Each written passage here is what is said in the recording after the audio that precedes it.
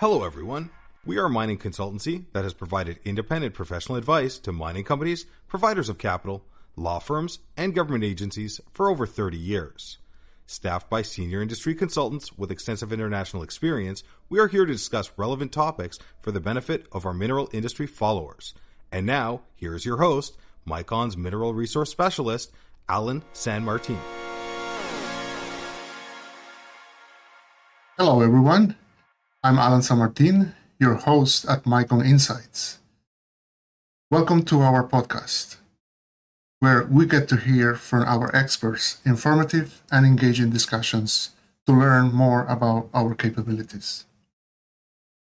We're happy to be back after a good summer break.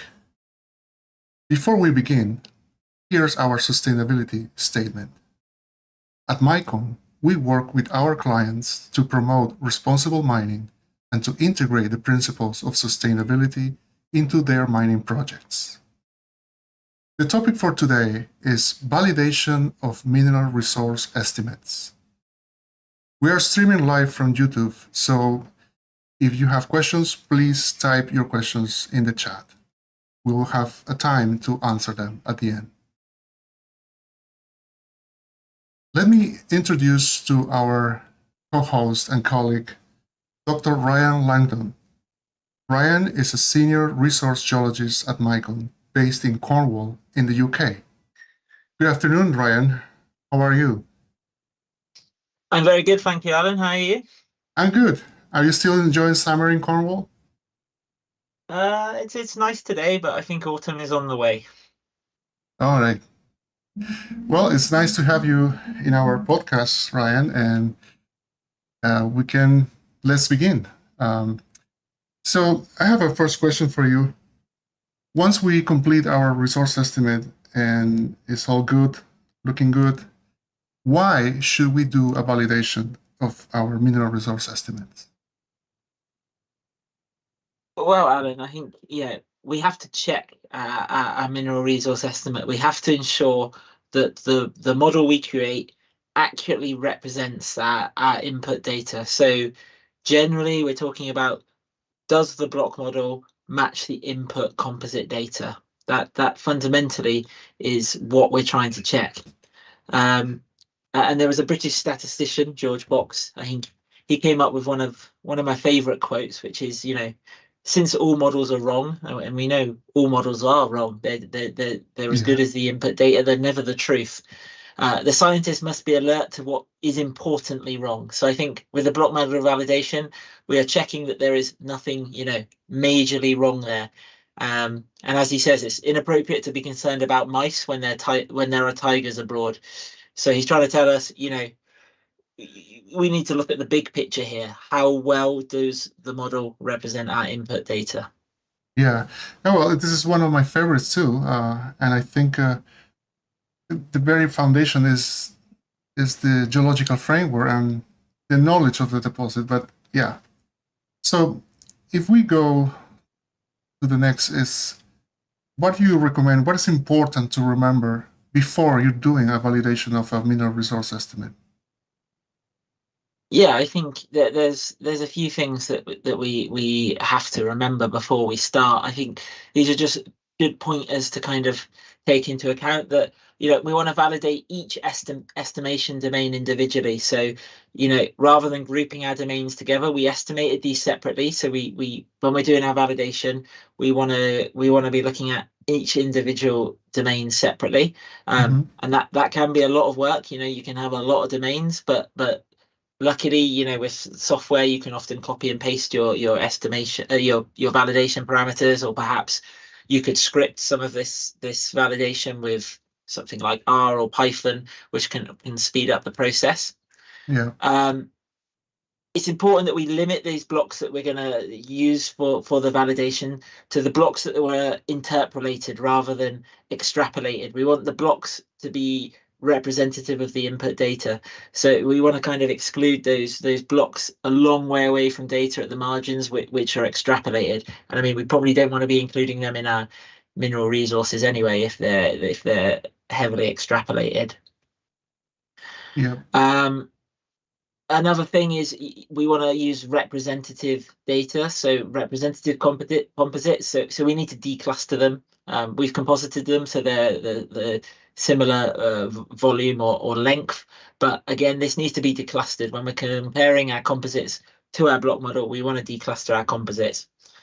And again, we probably will, to make sure that it's a representative comparison, we're going to want to volume or tonnage weight of our blocks as well. So to make sure we're comparing apples with apples rather than apples with oranges. Yeah. Okay. So once you Uh, make sure, oh, are you finished? no, Yeah. no, I got a couple other things there. Yes. I think one really important thing here is to build this into your time frame right from the beginning. I think, often we take a lot of time looking and doing our EDA, looking at data, checking the data is representative, interpolating the block values, and then we come to the end and we've got a model, and time pressures are always here. But we should never skip this stage or underestimate how long it's actually going to take. The validation, it can take quite a long time, and it's a very iterative process. Often, things that you will uncover during the block model validation stages might Yeah. mean you want to go back and tweak your kriging parameters, or slightly tweak your domains or your wireframes. So I think fundamental thing is to build plenty of time into your mineral resource estimate to do this, and to do it properly. Right. Okay. So you check, correct, and repeat until you are satisfied with all the process. Mhm. Exactly, that's exactly what Yeah. we do. It's never a linear path. There are always Yeah. loops we need to go back around, tweak, change, and rerun. So this is where, if you set things up well at the start as well, with some scripts or with the software, it can make this iterative process quite easy. Yes. So let's dive into more details here. So what are the validation methods that you use? So I think we can kind of split it down into four broad categories. We've got a graphical validation, cross validation, statistical validation, and reconciliation. So I mean, graphical validation, this is probably something we all do when we're building a model. Mhm. Does the composite data or the block model represent the input composite data? I mean, number one, make sure you've got the same color scales. That would definitely help. But you're looking for things for misallocation of grade at a local scale. So particularly where you've got possibly high grade outliers, are they being smeared, further apart, further a long way from the actual values within your drill core? Are they causing sort of smearing of high grades? Is it representative? These are the kind of things you want to be look at. Yeah. It can also sort of help you start to understand where you might have some significant extrapolation as well. Possibly where maybe you have some blowouts in a grade shell that you haven't constrained. So all Mhm. of these things you want to be having a look for. And as well as your kriging efficiency, your slope of regression, you can take all of these into account at the same time, and look through them visually. I think fundamentally you're checking for sort of any erroneous results in your interpolation or simulation. Does it look right? I mean, the human is very good at scanning and seeing things in patterns that look wrong. So trust your eyes on this one. Okay. So Uh, yeah, carry on, please. and then we could look at cross validation as well. So when we talk about cross validation, generally, you might have heard the term jackknifing, where you remove a data point one at a time, calculate the Krieg estimate at this location using the surrounding data, and you can compare then the Krieg, the original estimate versus the jackknife estimate. Mhm. And then you can plot on a scatter plot the two values, and see how close to the one-to-one line they are. I mean, it's used, people talk about using this to test different kriging plans and variogram models, and you can choose the one that produces the smallest error. Yeah.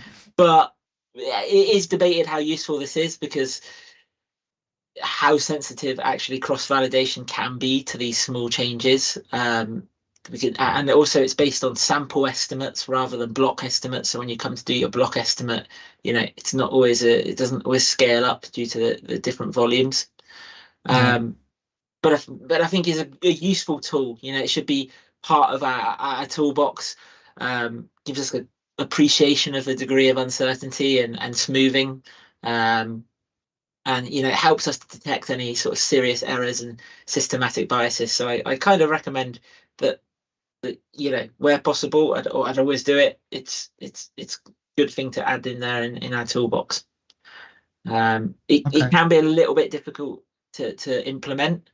Some software doesn't easily allow you to do that, but you can have workarounds. You can do what we call a decluster plot instead if you're finding cross-validation difficult to do, where you do an average of all the samples within your block, like an ID0, and compare that to the Krieged value, and I can give you a similar sort of indication. So then there are other things we can look at, Alan. We got our statistical validation. So I think these are the things that we're probably all use on a day-to-day basis in mineral resource estimation. Your histograms, your swath plots, your QQs, your box plots, log probability plots. I'm a big fan of anything I can get my hand of. I'm going to plot it.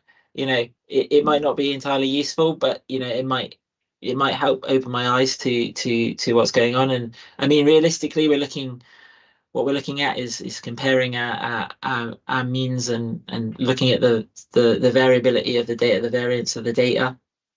What about SWOT plots? Is that a SWOT plot at the bottom, or? Yeah, definitely. Okay. So swath plots really key to see if you're actually representing the grade trends within your that you see in your composite data within your block model. And good thing on here, I think this one just shows the composite versus the block model. Again, remember, you want to decluster your composites for this, and you want to make sure that your blocks are weighted. It's not always, again, easy to implement declustered swaths in your standard mining packages. So you might want to write your own sort of script on that. And if people are interested in that, they can always give me a shout, and I can point them in the right direction. Nice on your swath as well. If you add in a simple nearest neighbor estimate, that's a good sort of check to see if your Krieg estimate is reasonable. And talking about grades and trends, you might, another thing that we sometimes forget is the boundaries of domains are very important, whether we've got hard or soft boundaries. So where we would make a contact plot with our composite data to see what happens across geological boundaries or estimation boundaries, you can make that contact plot with your block model data as well, and actually see if it represents the same sort of trends at the boundary as you see in the composites. So this is another good thing to kind of implement as well, which isn't always done. And then another one, one more adding on that one. Yes, the reconciliation is my favorite as well. Oh, I got one more on the other on the statistical validation first. Yes. Just looking at the grade tonnage curve. So I mean, the grade tonnage curve, it can be really useful to look at the degree of smoothing and conditional bias that's in your model. Too much smoothing of your block model is like adding too much in internal dilution. So that's going to have a negative impact on your grade tonnages, and then possibly how financially successful the planned mine might be. So a useful thing you can do is to calculate your expected grade tonnage curve at the scale of future mining. So at your selective mining unit using a change of support model. And then this can become a target grade tonnage curve to validate the model, because this is what you expect the grade tonnage curve to look like in the future. So you can actually start to calibrate your model and tweak your kriging plan to approach this this scale of future mining. And this is, you know, quite important when you're dealing with you know, exploration data widely spaced, and you know that you're going to collect a lot more data in the future. It's less important if it's your final model. You know, you've got all of your grade control data, and you're just making a decision on whether you're going to mine or not mine that block. But if you're looking at sort of wider space data, this is definitely something we like to implement here, and we would recommend is looking at the grade tonnage curves at the future scale of mining and using them as a validation tool. Yeah.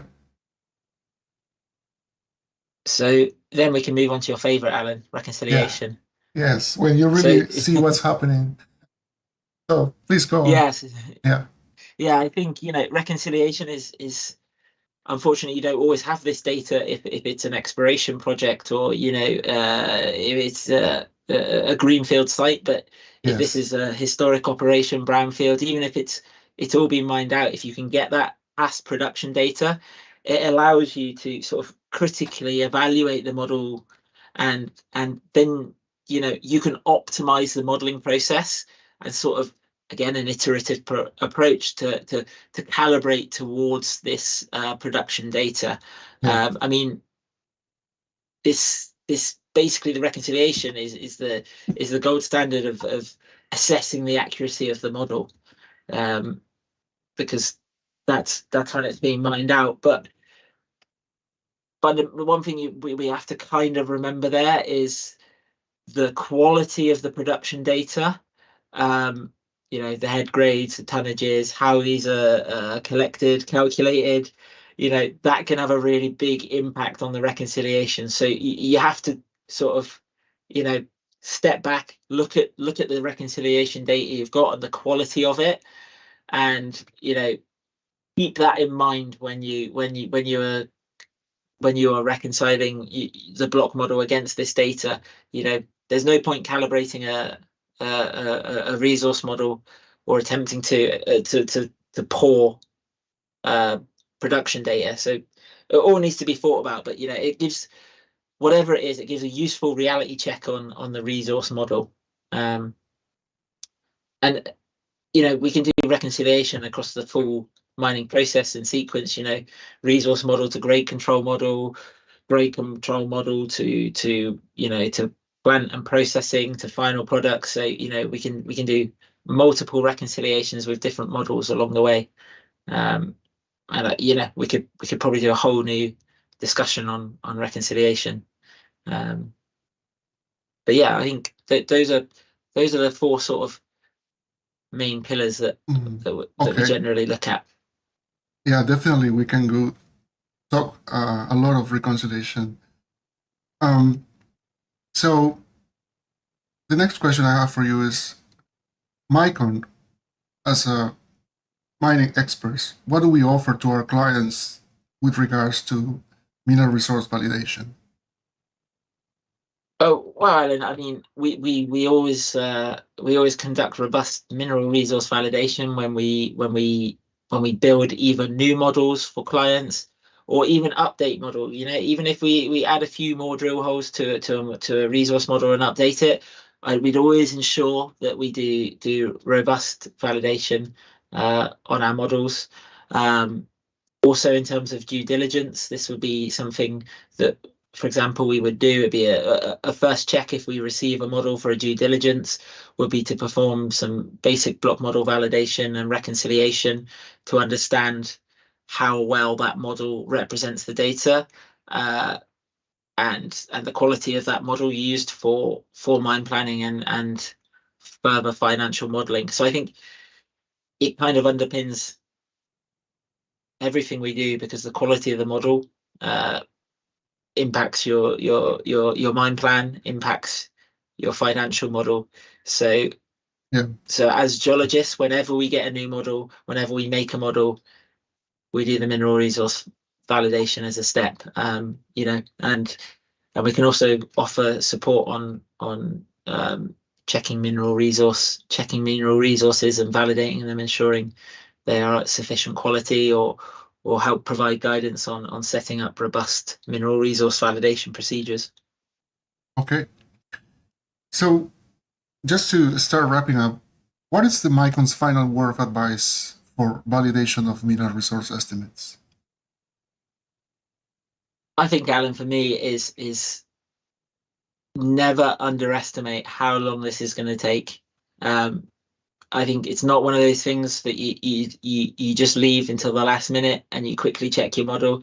It's an iterative process. You should be thinking about mineral resource validation at every step of your estimate, and make sure you build it into your time, and you actually understand what you want to do and what you want to achieve with your validation.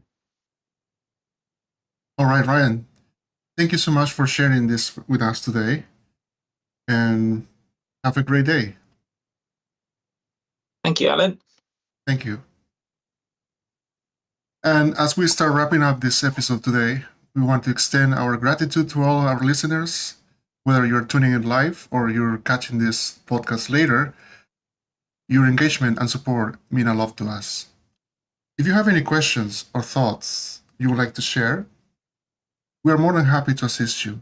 Feel free to reach out via email or give us a call if you want to discuss specifics of your projects. And with that, we'll bring this broadcast to a close. Thank you again and for being part of Mycon Insights. Have a great day.